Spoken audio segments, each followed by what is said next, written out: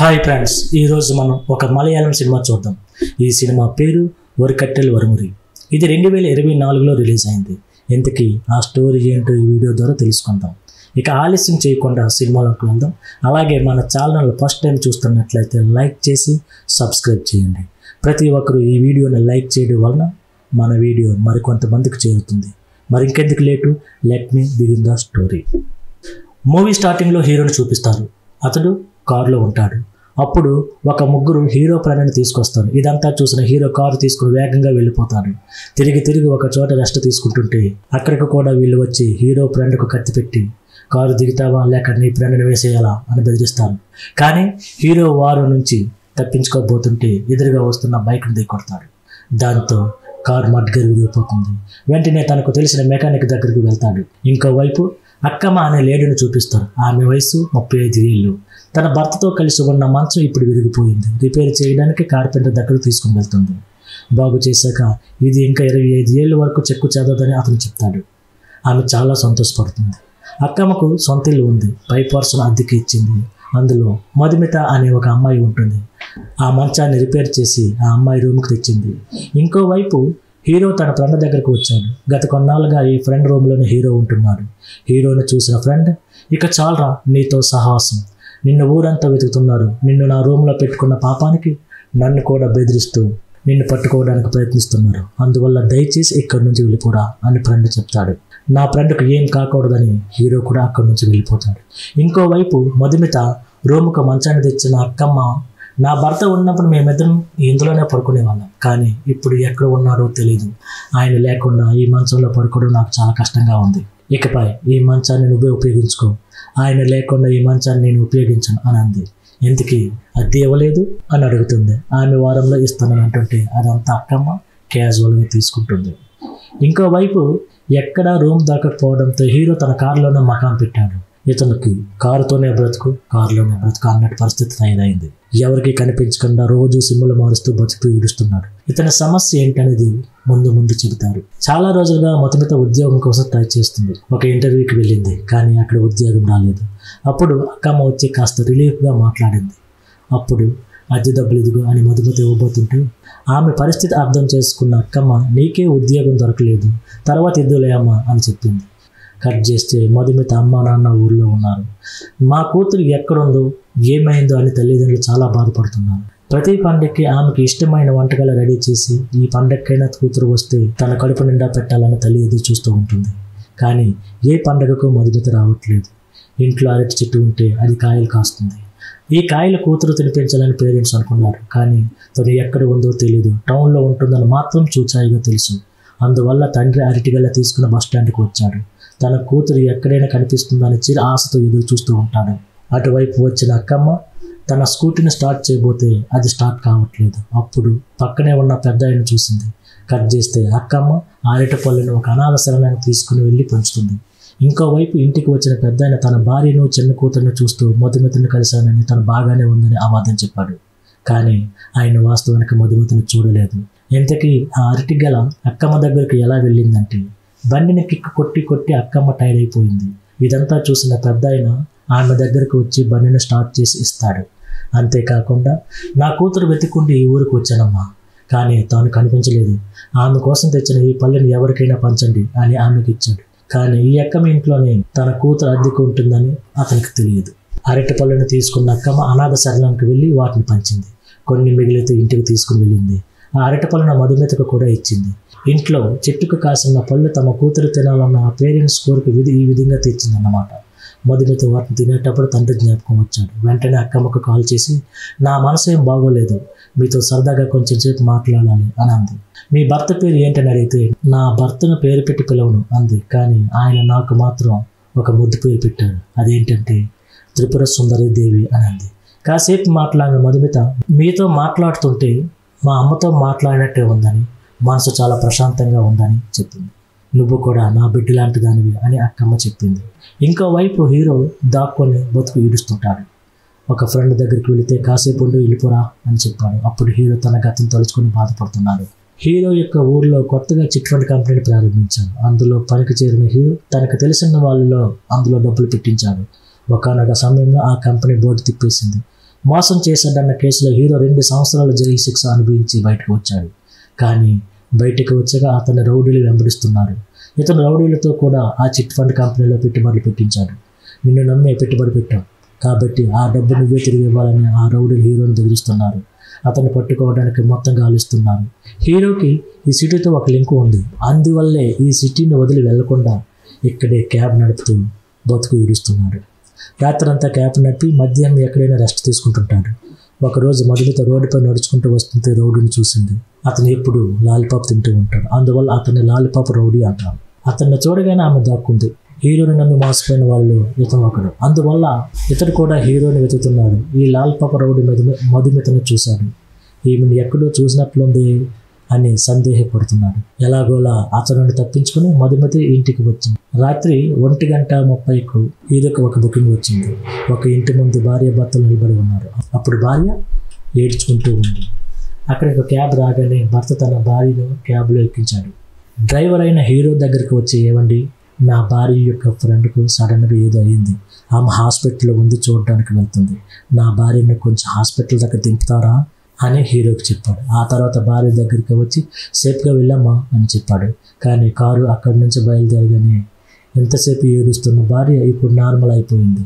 ఇప్పుడు హీరోతో, మీరు హాస్పిటల్కి వెళ్ళనవసరం లేదు, నన్ను బస్ స్టాప్లో దింపుతారా అంటుంది.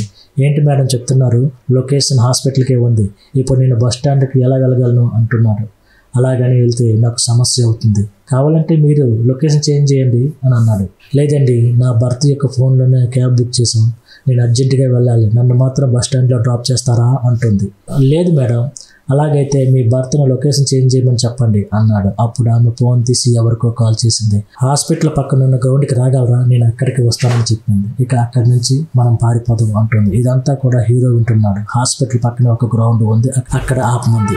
అక్కడ చూస్తే ఆల్రెడీ ఒక కారు ఆగి ఉంది. అప్పుడు ఆమె ఫోన్లో ఏమంటుందంటే, మీ కారుని నేను చూశాను, లోపల మీరే ఉన్నారు కదా అనిరుద్ధన్ అని అంది.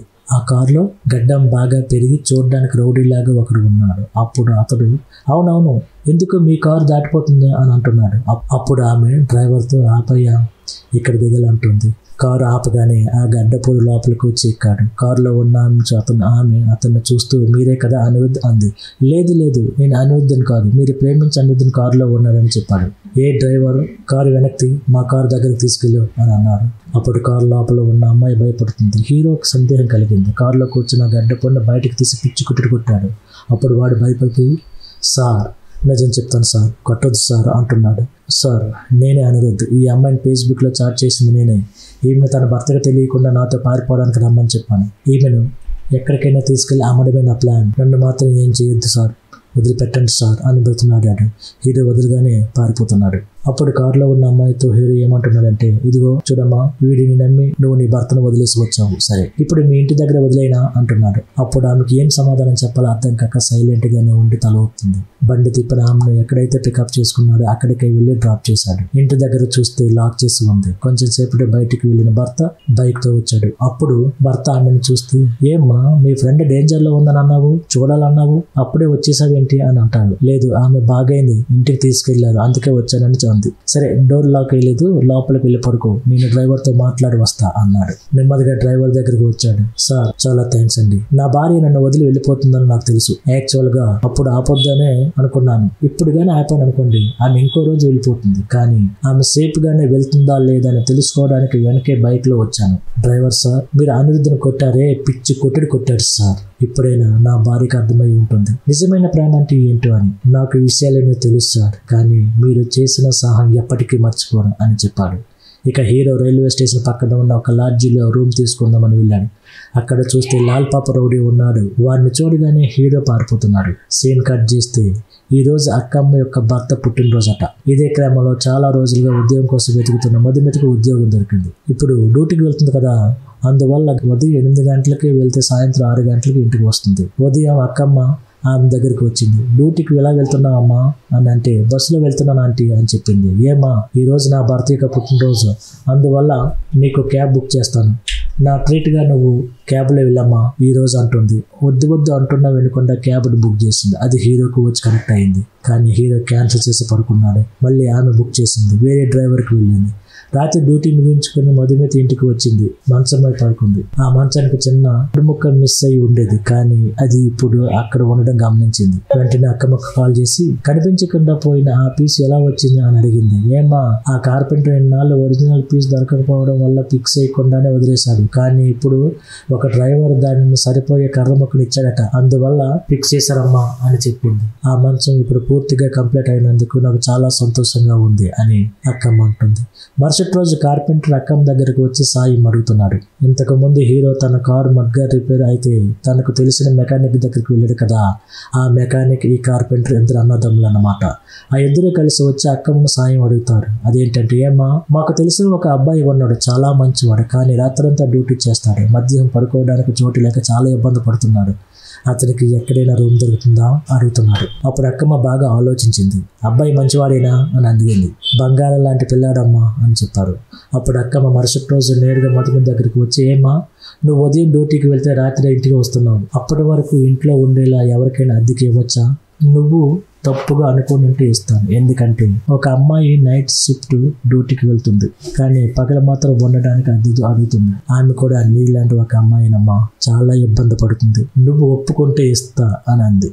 అప్పుడు మధుమిత చాలా ఆలోచించి, ఏమా, ఇది మీ ఇల్లు, మీరు ఏదనుకుంటే అది చెయ్యండి, కానీ నేను డ్యూటీ నుండి ఇంటికి వచ్చేసరికి ఎవరూ ఉండకూడదు, అలాగానే ఓకే అంటే నాకు ఓకే అంది. ఇక మధుమిత డ్యూటీకి వెళ్ళిన టైంలో మధ్యాహ్నం ఎవరో వచ్చి బెడ్ మీద పడుకుంటున్నారు, కానీ మధ్యాహ్నం ఎవరో ఇంటికి వచ్చి ఉన్నట్లు ఆమెకి ఎలాంటి గుర్తులు కనిపించట్లేదు, ఎందుకంటే ఇల్లంతా పరిశుభ్రంగా ఉంది. ఇల్లంతా పరిశుభ్రంగా ఉంది ఏంటి, ఇల్లంతా ఇంత క్లీన్ గా ఉందని సందేహం కలిగింది. అందువల్ల మరుసటి రోజు ఉదయం డ్యూటీకి వెళ్ళేటప్పుడు అక్కమ్మ చూస్తూ, నిజంగానే ఆ అమ్మాయి నా రూమ్ కు వచ్చిందా, నా రూమ్ లోనే ఉంటుందా అని అడిగింది. అప్పుడు ఆ అక్కమ్మ వచ్చిందమ్మా అని చెప్పింది, కానీ వచ్చినట్లు అస్సలు ఎలాంటి గుర్తులు లేనేలేవి అని మధుమిత అంటుంది. ఇలా కొన్ని రోజులు గడిచి ప్రతిరోజు డ్యూటీకి వెళ్ళేటప్పుడు అద్దానికి మధుమిత బొట్టు నెతికిస్తుంది. ఆ బొట్టు ఉదయం ఎలాగైతే అక్కడ పెట్టి వెళ్తుందో సాయంత్రం వచ్చేసరికి అలాగే ఉంటుంది.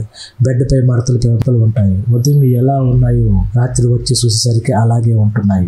ఆమె బాత్రూమ్ లో సోపును కింద పెట్టిందంటే వచ్చి చూసేసరికి అలాగే ఉంటుంది. అంతెందుకు, వెళ్ళేటప్పుడు టేబుల్ పై పౌడర్ వేసి వెళ్తుంది, రాత్రి వచ్చి చూస్తే కొంచెం కూడా చేంజ్ కాకుండా అలాగే ఉంటుంది.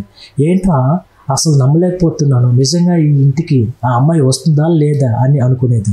ఒకవేళ అక్కమ్మ అబద్ధం చెప్తుందా, ఈ రూమ్లో కానీ ఉంటే కనీసం కొంచెమైనా చేంజ్ రాదా అనుకుంటుంది. ఒకరోజు మధుమిత కంపెనీలో పనిచేస్తున్న క్రమంలో లేబర్కు గాయమైంది. అప్పుడు అంబులెన్స్ వచ్చింది. అప్పుడు వచ్చిన డ్రైవర్ ఎవరంటే లాలీపాప రౌడీ. అతని కంపెనీలో ఉన్న మధుమితను చూశాడు. సీన్ కట్ చేస్తే హీరోయిన్ ఇప్పుడు డ్యూటీకి వెళ్ళింది.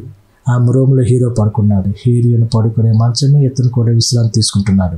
ఆ మంచం పైన అతడు ఒక బెడ్ షీట్ వేసుకుంటాడు, దానిపైనే పడుకుంటాడు. ప్రతిరోజు 5 గంటలకు అలారం పెట్టుకుంటాడు. హీరోయిన్ రావడానికి ముందే వెళ్ళిపోతాడు. కానీ ఇప్పుడు అలారం కొట్టిన కూడా లేవకుండా మత్తులోనే ఉన్నారు. ఇప్పుడు అలారం కొట్టినా కూడా లేవకుండా మత్తులోనే ఉన్నారు. ఆ లోపే హీరోయిన్ లిఫ్ట్ లో వస్తుంది, కానీ మధుమిత లోపలికి వస్తుంటే కొంచెం లిఫ్ట్ స్ట్రక్ అయ్యింది. ఆ లోపల హీరో అక్కడి నుంచి వెళ్ళిపోయాడు. అందువల్ల ఇద్దరు ఒకరినొకరు చూసుకోలేదు. మరుసటి రోజు మధుమిత డ్యూటీకి వెళ్తుంది. అప్పుడు ఆమె కోసం లాలిపాప రౌడీ ఎదురు చూస్తున్నాడు. అతన్ని ఆమె చూసింది. ఇప్పుడు అతను కూడా చూశాడు.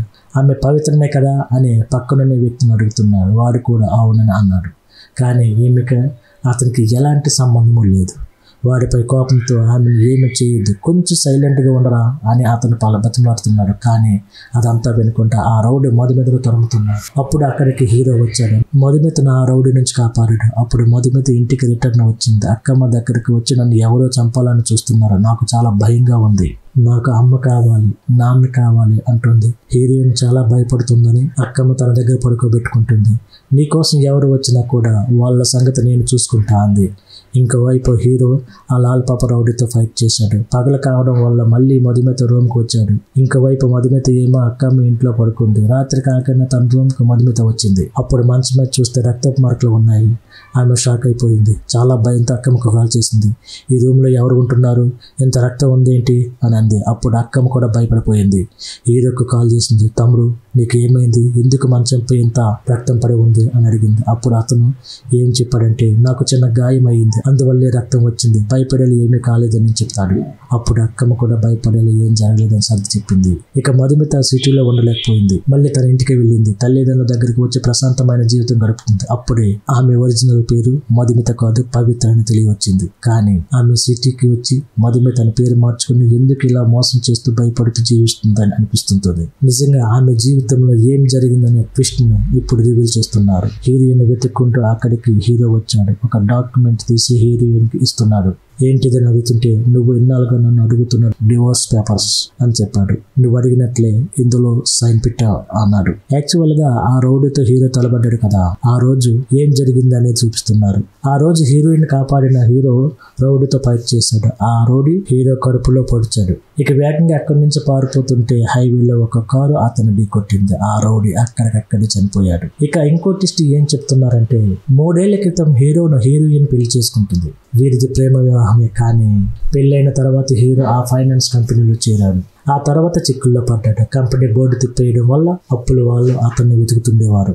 నీ భర్త అప్పులు కట్టుకుంటే నువ్వే కట్టాలని ఈమెను కూడా అవమానపరిచేవారు. ఇక అప్పటి నుంచి హీరో కనిపించకుండా పోయాడు. అంతేకాదు, తన భార్యను కూడా కనిపించకుండా వెళ్ళిపో అని చెప్పాడు. ఆమెకు తన భర్తపై కోపం వచ్చి అతనితో మాట్లాడకూడదు, అతను చూడకూడదు అని సిటీకి వచ్చి ఉంటుంది.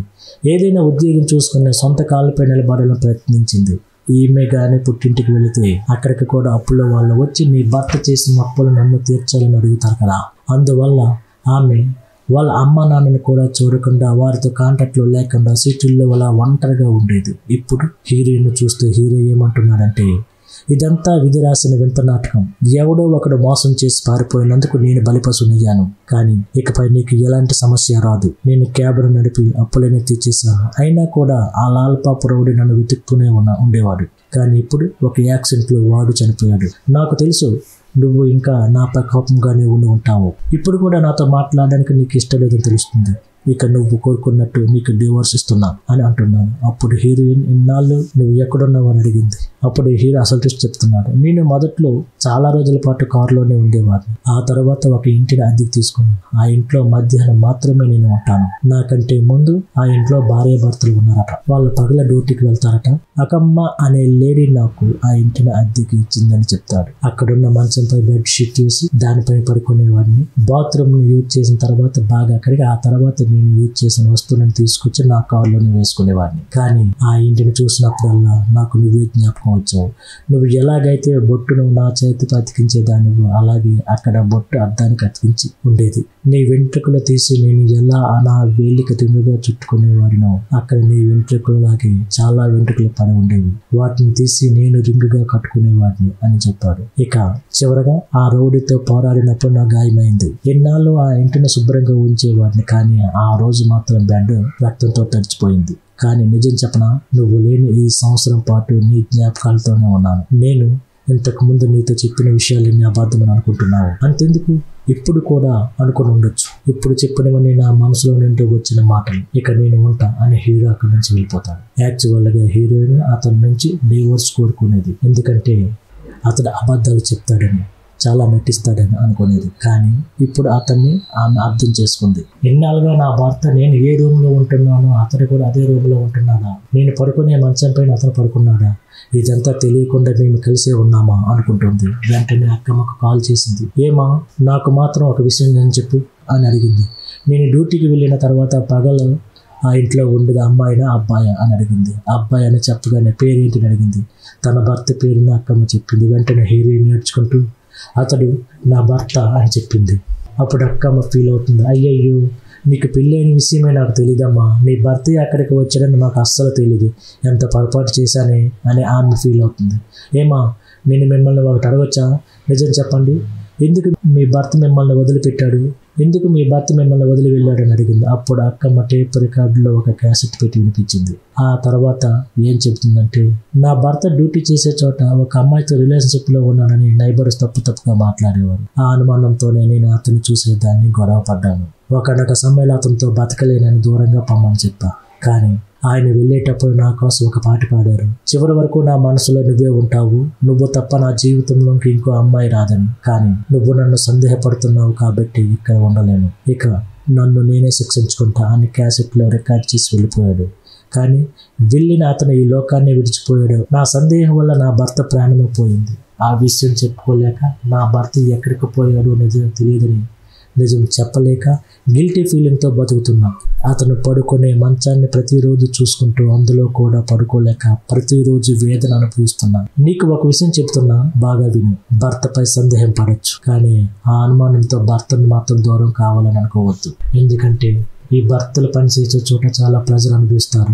వారు పడే బాధలు భార్యలకు తెలియదు. అనవసరంగా అనుమానించడం, ఆ తర్వాత గొడవ పడటంతో పాటు అతను అనరాని మాటలు అంటుంటాం. నేను నా భర్తను వదిలేసుకున్నట్లు నువ్వు నీ భర్తను మాత్రం అసలు వదులుకోకమ్మా అని అక్కమ్మ చెప్పింది. అప్పుడు హీరోయిన్ వెక్కి వెక్కి ఏడుస్తుంది. ఇదంతా విన్న హీరోయిన్ వాళ్ళ నాన్న ఆల్రెడీ బస్ స్టాండ్కి నడుచుకుంటూనే వెళ్ళాడు. కారుని కూడా మన ఇంట్లోనే వదిలాడు. ఎందుకు ఇక్కడ పెడుతున్నారని అడిగితే, నా వల్ల మీ కూతురుకు చాలా సమస్యలు వచ్చాయి. డివోర్స్ తర్వాత ఈ కారు మీకు ఏ అవసరానికైనా ఉపయోగపడుతుందని చెప్పాడు. అలాంటి అబ్బాయిని ఎందుకు మిస్ అవుతున్నావమ్మా అని తండ్రి అన్నాడు. వెంటనే కారు తీసుకుని హీరో కోసం వెళ్తుంది. హీరో దగ్గరికి వెళ్ళి కారు దిగి వేగంగా వెళ్ళి హగ్ చేసుకుంటుంది. నన్ను క్షమించు అని బ్రతిమలాడుతుంది. ఇద్దరు ఒకరినొకరు హత్తుకున్నారు. వారిద్దరి మధ్య ఉన్న మిస్అండర్స్టాండింగ్ దూరంగా వెళ్ళిపోయింది. ఇంకో వైపు అక్కమ్మ ఎన్నాళ్ళు గిల్టీ ఫీలింగ్తో మంచం పడుకోలేకపోయింది కదా, ఇప్పుడు దానిపై పడుకుని తన భర్తను తలుచుకుంటుంది. ఇంతటితో ఈ సినిమా క్లోజ్ అవుతుంది. ఫ్రెండ్స్, మా ఎక్స్ప్లెనేషన్ నచ్చితే తప్పకుండా ఒక లైక్ ఇవ్వండి. ఛానల్కు కొత్తగా వచ్చిన వారైతే సబ్స్క్రైబ్ చేసుకోండి. తప్పకుండా ఈ సినిమాపై మీ అభిప్రాయాన్ని కామెంట్ బాక్స్లో రాయండి. Thank you.